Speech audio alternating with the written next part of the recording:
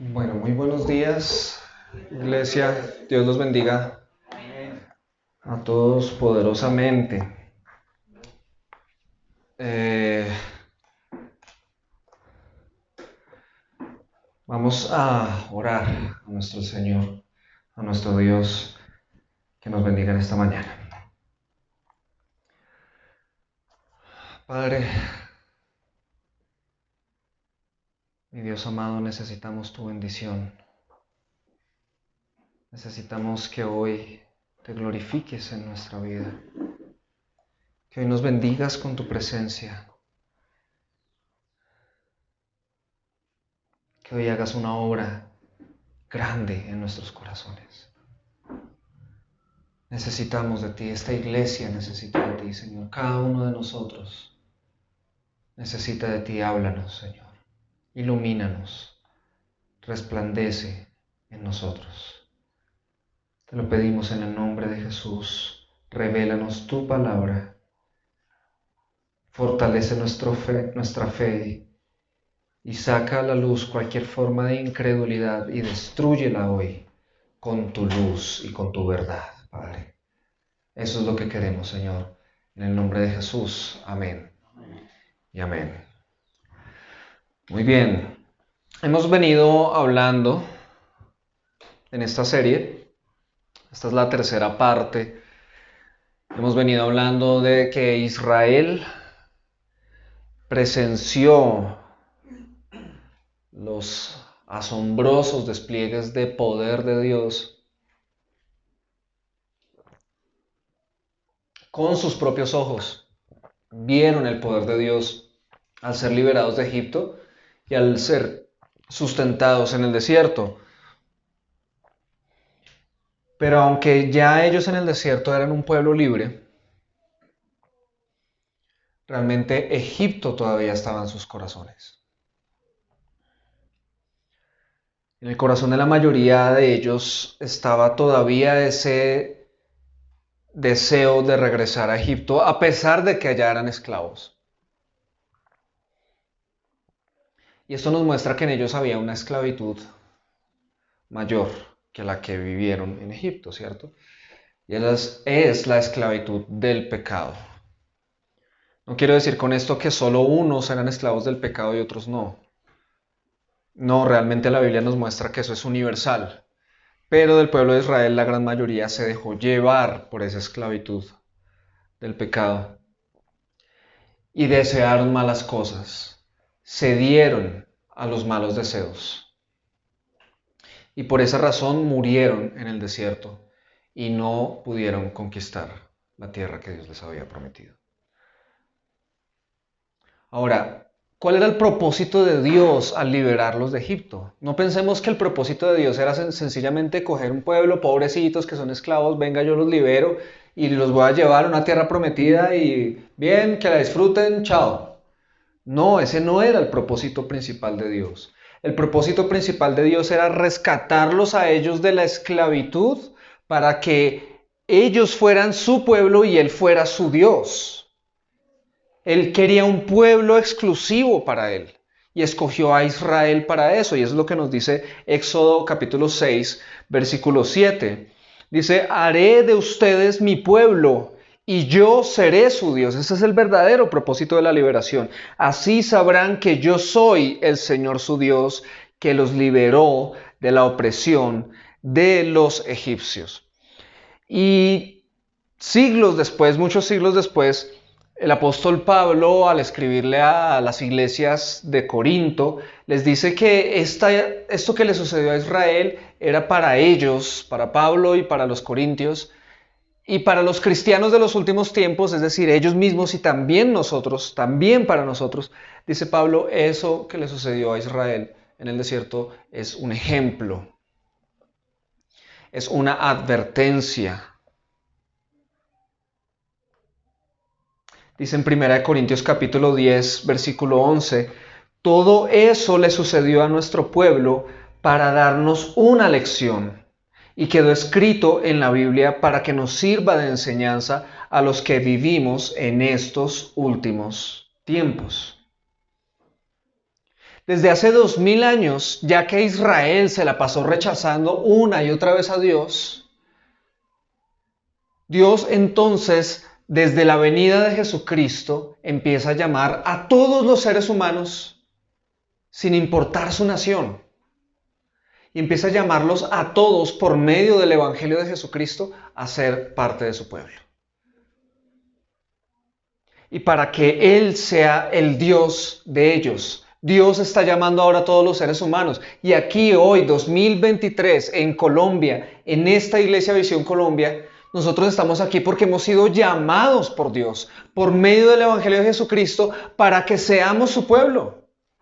Aunque no éramos su pueblo, nosotros nada tenemos que ver con Israel.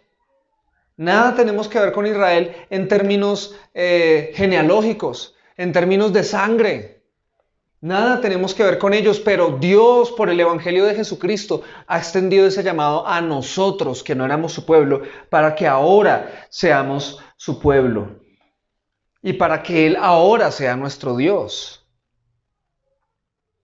Y con ese llamado Él añade también muchísimas promesas. Promesas maravillosas, promesas divinas para esta tierra, para esta vida terrenal, pero para también la vida venidera en el reino del Señor. Esas promesas son ahora para nosotros.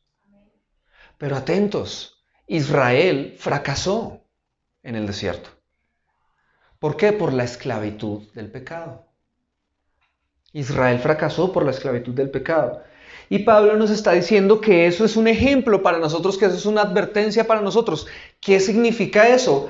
Que el pecado puede intentar esclavizarte de nuevo, que el pecado puede intentar esclavizarnos de nuevo a fin de que fracasemos y no conquistemos las promesas de Dios.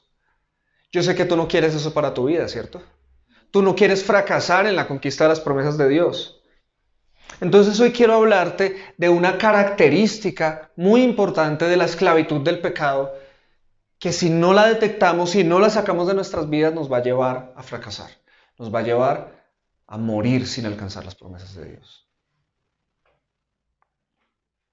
Y es la duda.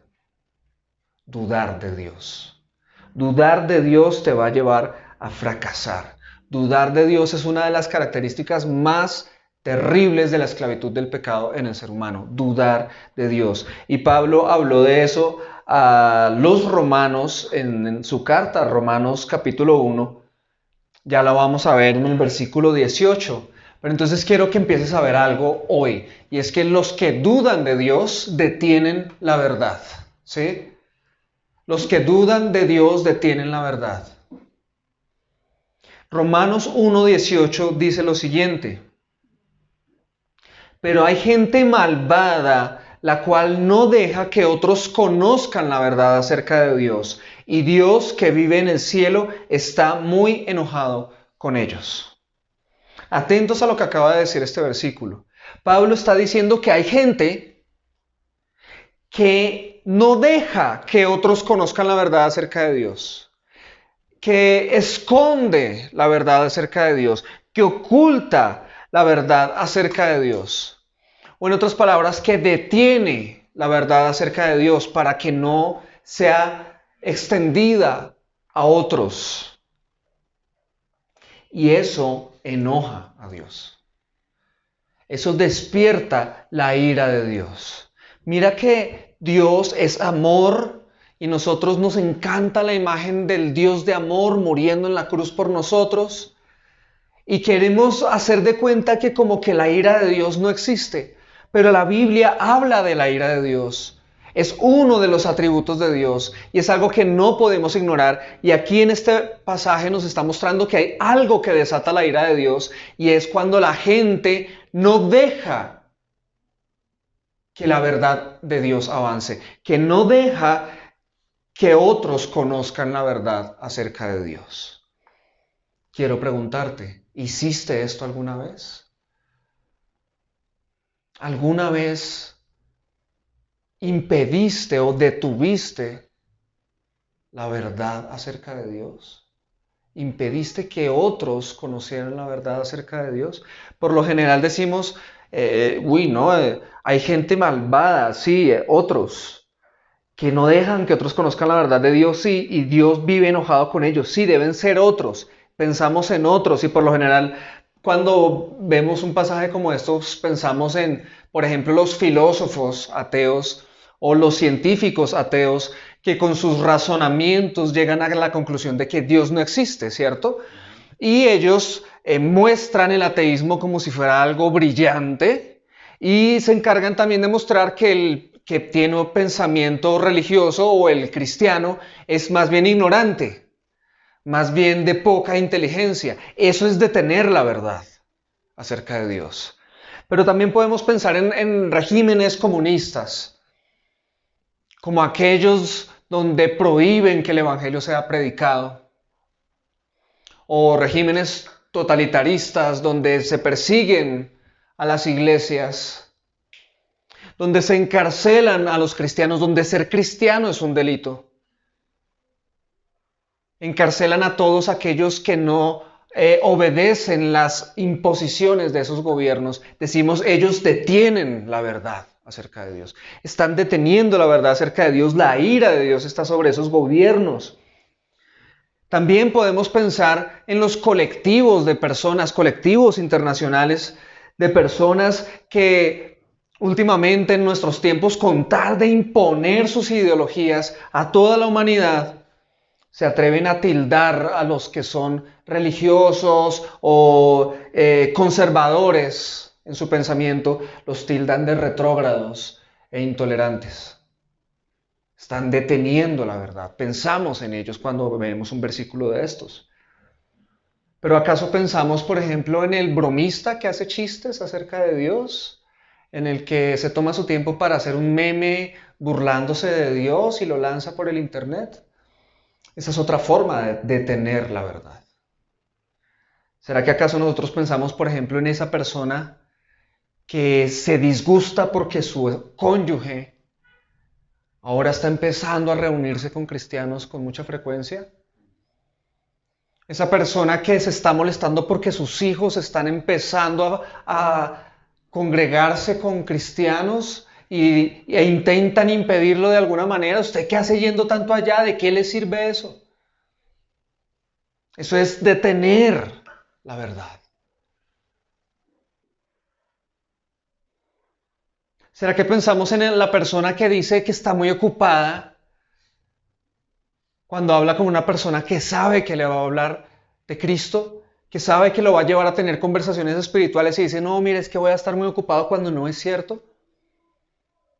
Esa persona está deteniendo la verdad para sí misma y potencialmente para otros en un futuro.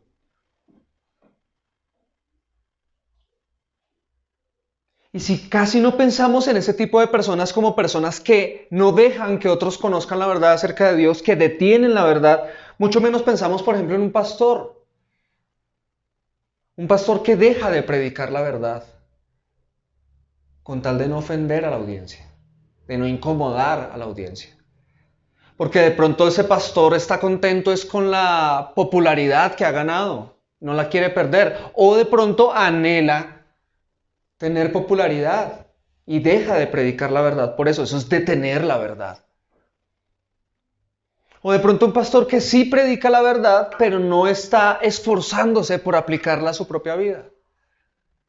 De pronto está esperando que sean los demás los que la apliquen, pero él no se preocupa por aplicarla a su propia vida. Eso es detener la verdad.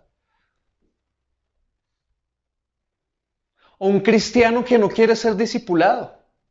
Un cristiano que no quiere tener un mentor al lado porque le incomoda el hecho de que alguien le diga lo que tiene que hacer, o lo que debe cambiar, o lo que no está bien en su vida. Está deteniendo la verdad. No pensamos en un cristiano que de pronto no le habla de Jesús a nadie. El cristiano 007. Él es cristiano para él, con él mismo, pero a nadie le dice que es cristiano. Y no le habla a nadie de Cristo, porque es que yo respeto las creencias de los demás. Está deteniendo la verdad. Un ejemplo más, el cristiano que le da pereza orar y leer la Biblia. ¿Por qué?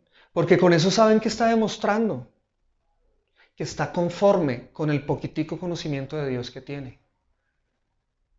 Y entonces no se esfuerza por orar, no se esfuerza por estudiar más la Biblia, como que todo está bien así. Tal vez cree que conoce ya lo suficiente a Dios y está deteniendo la verdad para su propia vida y potencialmente para otros en el futuro.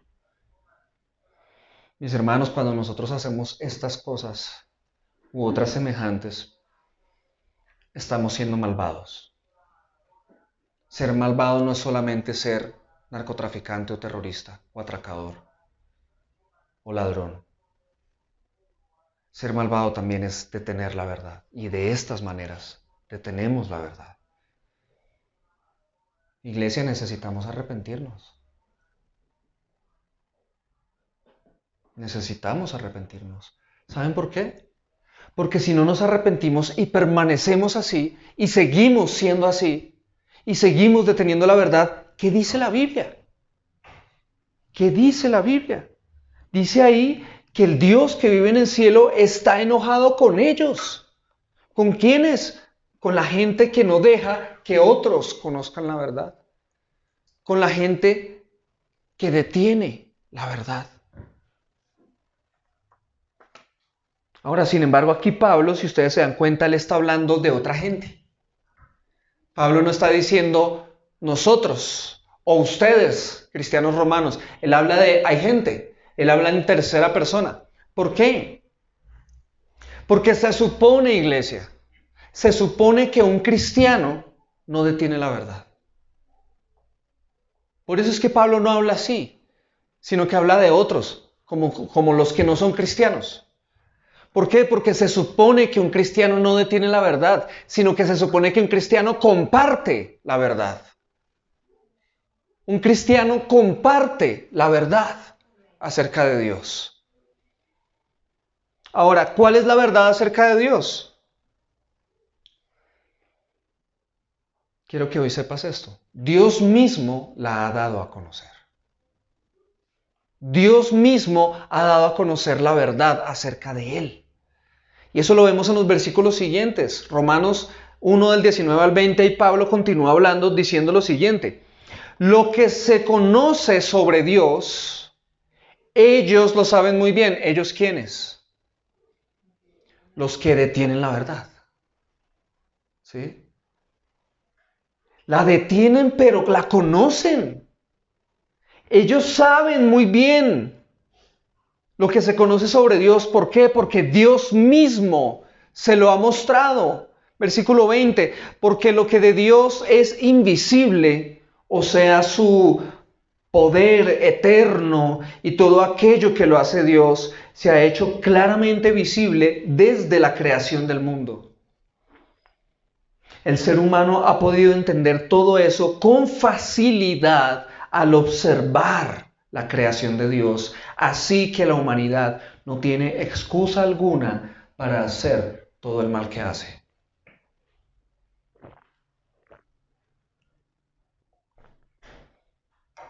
Dios mismo ha dado a conocer la verdad acerca de Él por medio de lo que ha creado. ¿Quién es Él? Sus atributos invisibles para el ojo humano se han hecho visibles para el ojo humano por medio de las cosas creadas. Quiero que pienses en esto. Todos los días Dios te está dando un mensaje a ti. Que tú lo veas o no, ya es otra cosa. Pero todos los días Dios nos está hablando de Él por medio de las cosas creadas. Todos los días. ¿De qué manera? ¿Cómo es eso de que podemos ver las cualidades invisibles de Dios por medio de las cosas visibles? Piensa en el sol. El sol es poderoso. El sol es potente, ¿sí o no? Meditemos en eso. El sol está a 150 millones de kilómetros de aquí. Eso es demasiado lejos.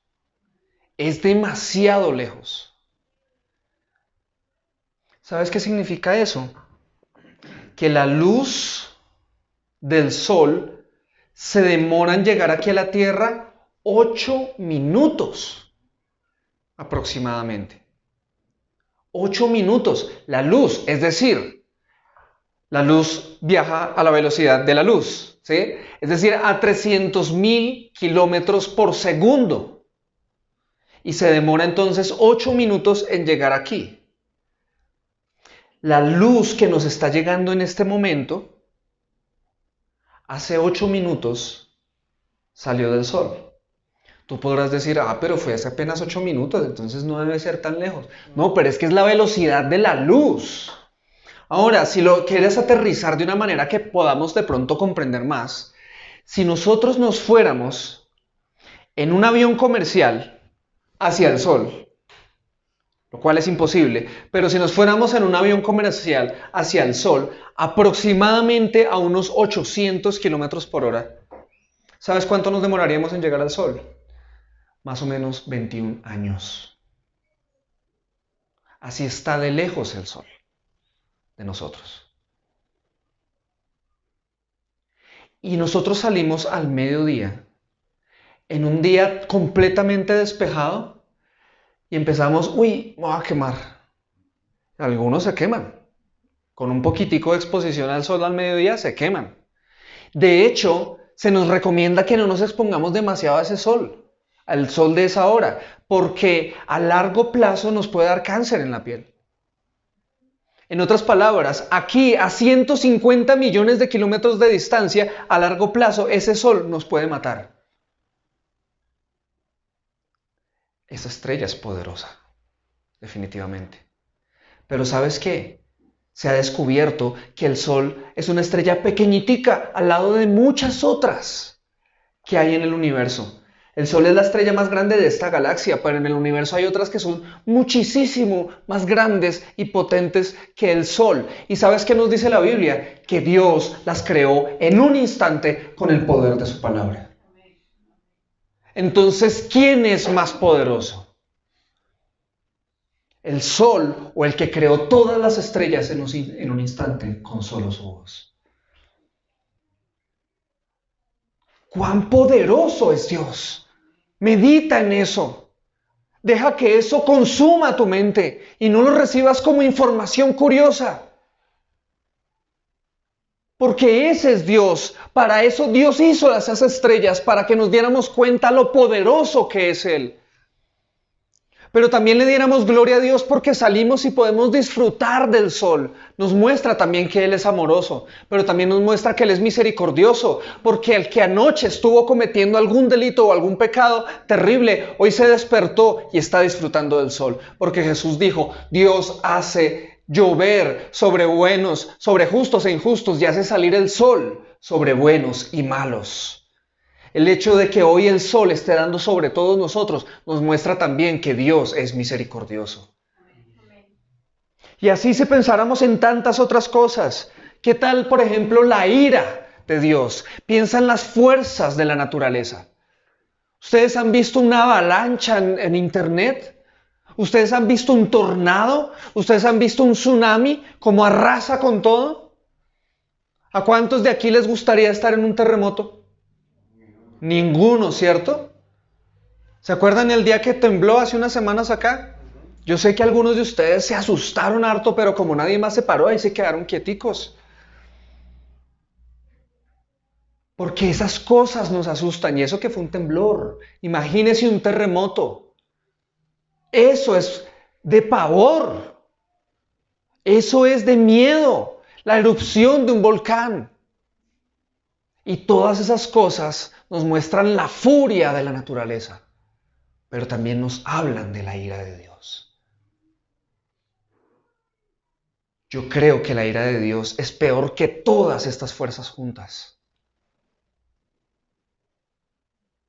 Meditemos en estas cosas, en la sabiduría e inteligencia y complejidad de Dios al haber creado las galaxias, al haber establecido las leyes físicas.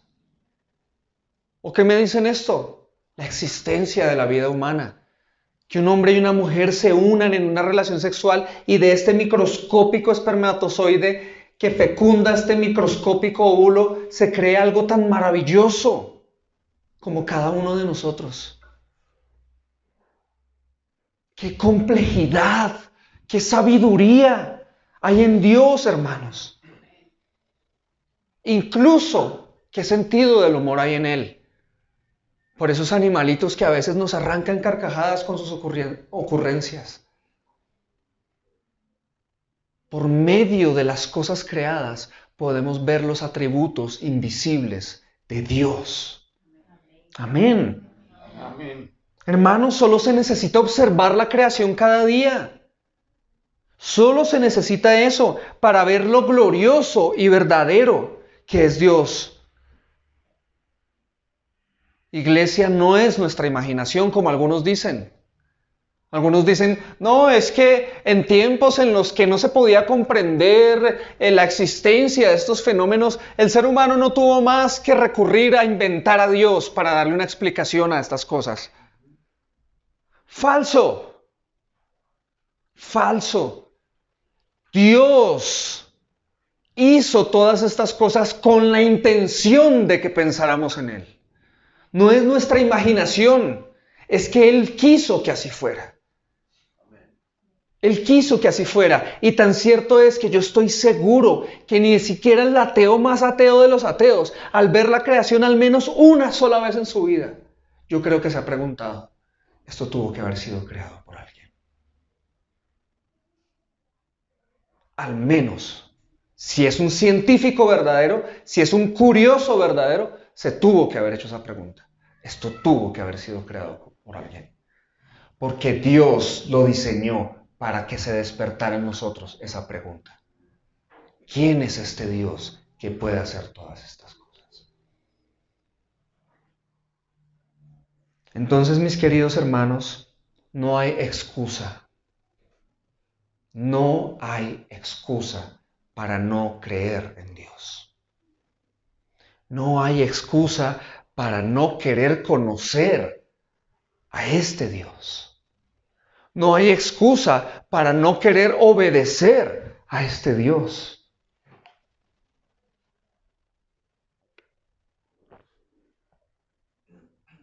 Por lo tanto, cuando queremos detener la verdad, de alguna manera, eso es inexcusable y pura maldad. No tiene otro nombre. Detener la verdad es maldad pura, hermanos. Y así ofendió Israel a Dios. Deteniendo la verdad.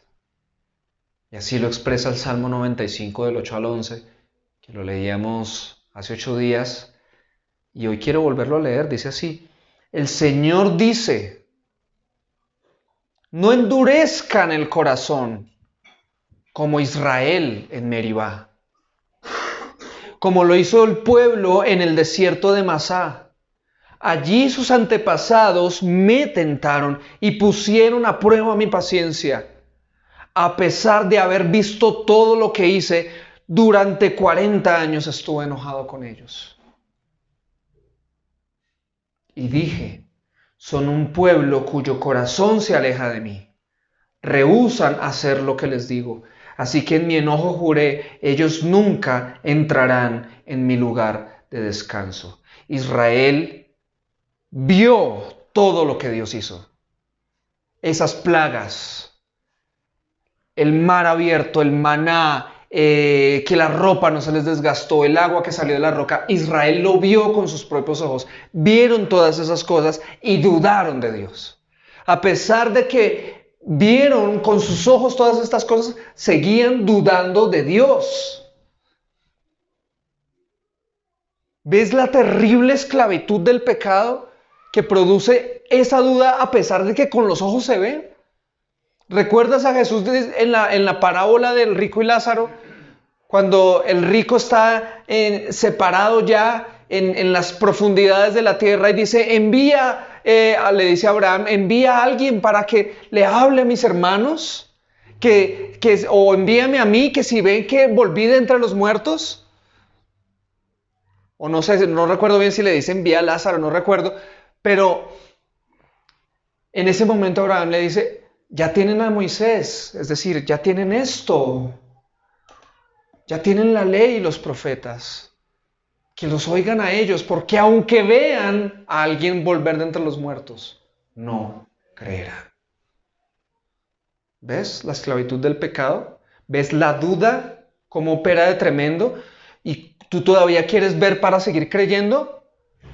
¿Tú todavía eres de los que ora, Señor, es que si yo pudiera ver esto, creería? No te engañes, ese es el pecado, engañándote. La palabra dice que andamos por fe, no por vista. Israel vio todas estas cosas y no creyó. Israel vio todas esas cosas y siguió dudando. Pero quiero decirte algo, el problema no es Israel. El problema es el pecado. Y por eso Pablo dice que esta es una advertencia para nosotros. Y entonces yo quiero preguntarte, ¿acaso no has visto, iglesia, todo lo que Dios ha hecho?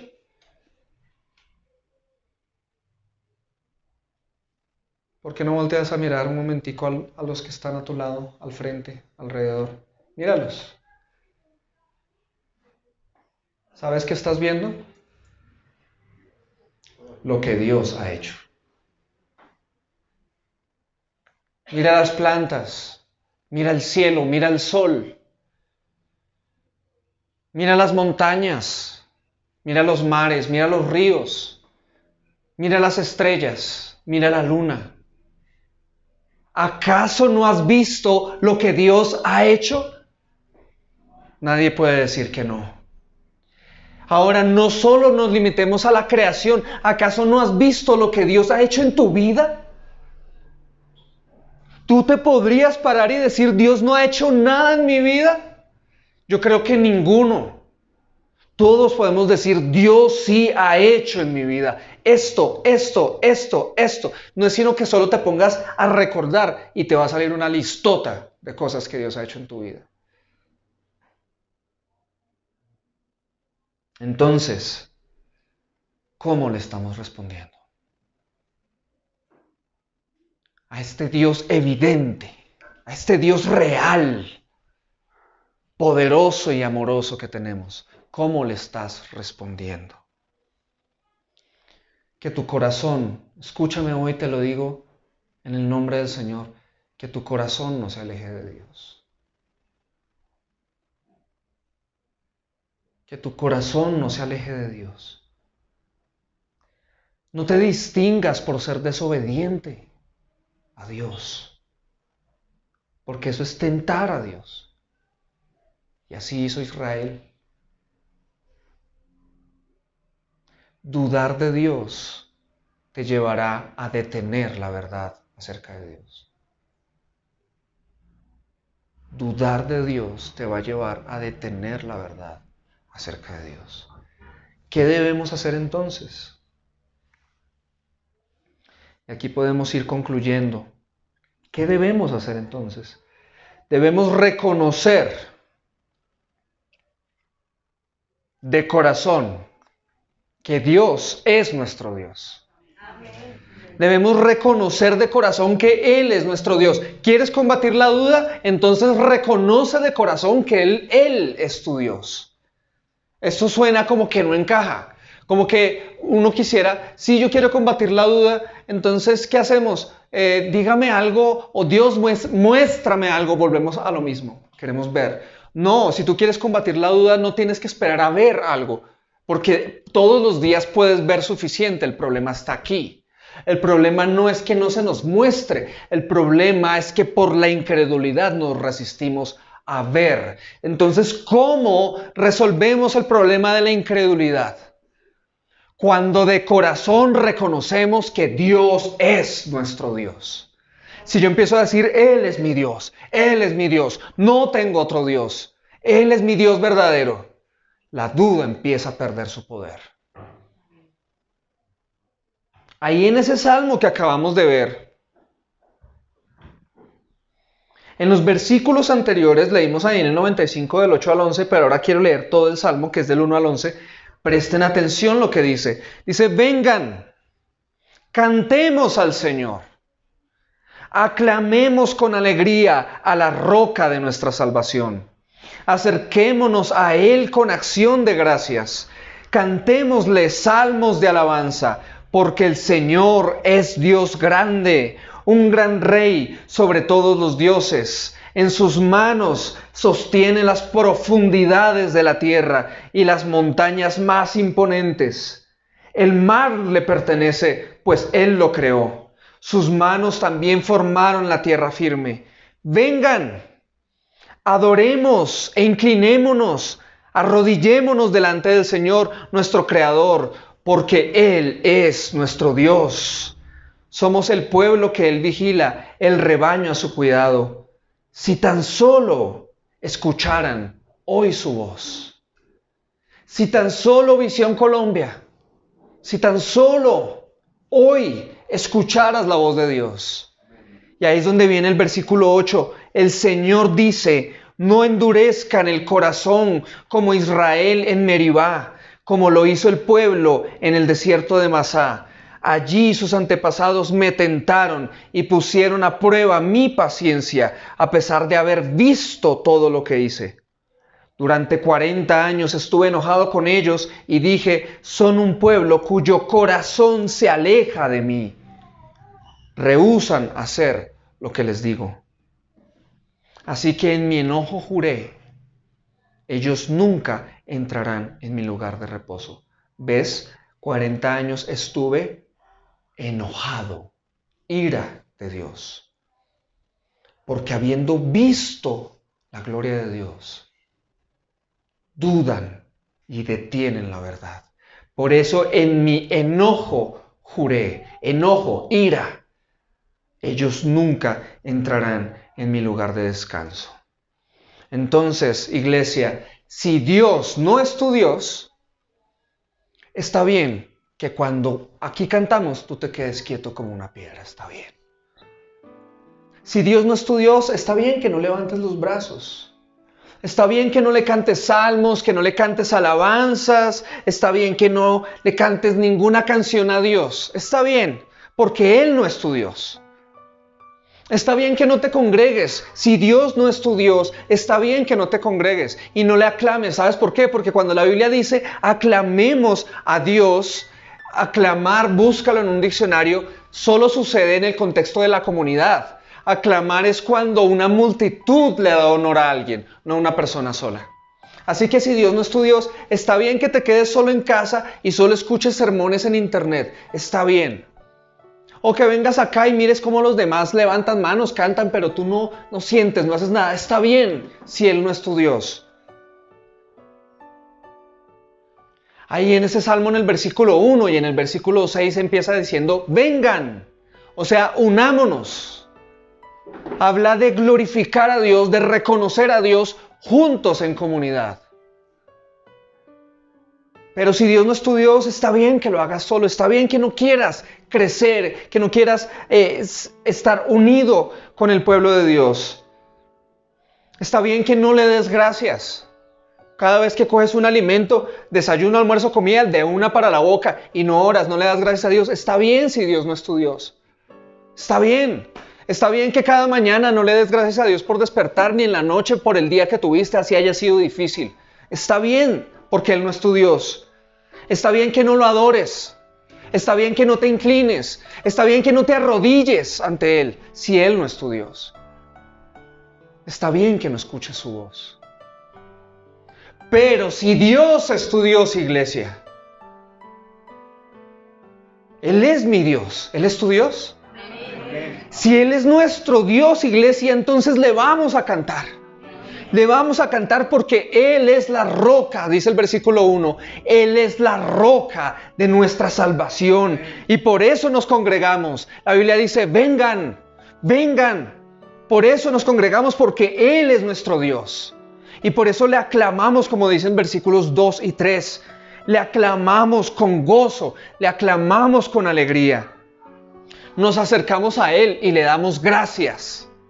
Somos agradecidos con Dios. ¿Por qué? Porque Él es nuestro Dios. Si Él es nuestro Dios, entonces le damos gracias.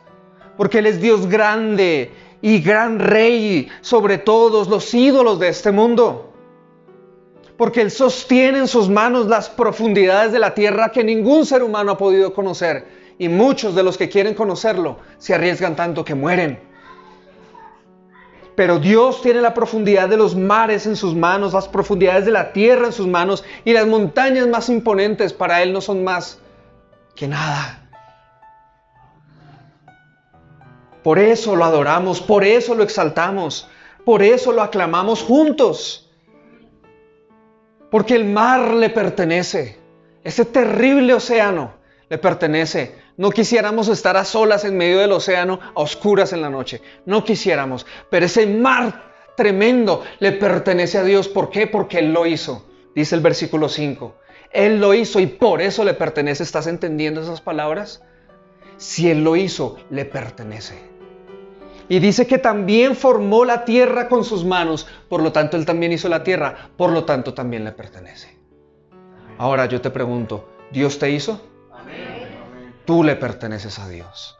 Tú le perteneces a Dios, le pertenecemos a Él y por eso lo adoramos. Versículo 6, lo adoramos, nos inclinamos y nos arrodillamos porque Él es nuestro Creador.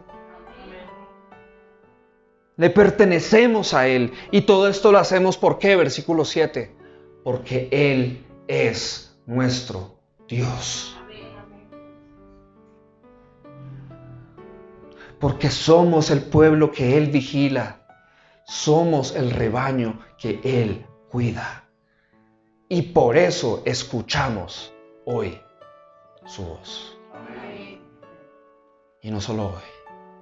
¿Has escuchado hoy la voz de Dios? Amén. Pero no solo hoy. La Biblia dice en otra parte, mientras se diga hoy, escucha la voz de Dios. O sea, si Él es nuestro Dios, no vamos a quedarnos contentos con lo del domingo. Y otra vez de lunes a sábado, lo mismo de siempre. No oro, no leo, no, porque Él es mi Dios. Él es mi Dios y Él es digno de que yo le busque todos los días porque necesito su voz. Lo necesito en las mañanas, lo necesito en las noches, lo necesito mientras estoy trabajando, lo necesito en todo momento, porque Él es mi Dios. Amén. Amén. Amén. Hermanos, así es como se combate la duda, reconociendo de corazón que Él es nuestro Dios.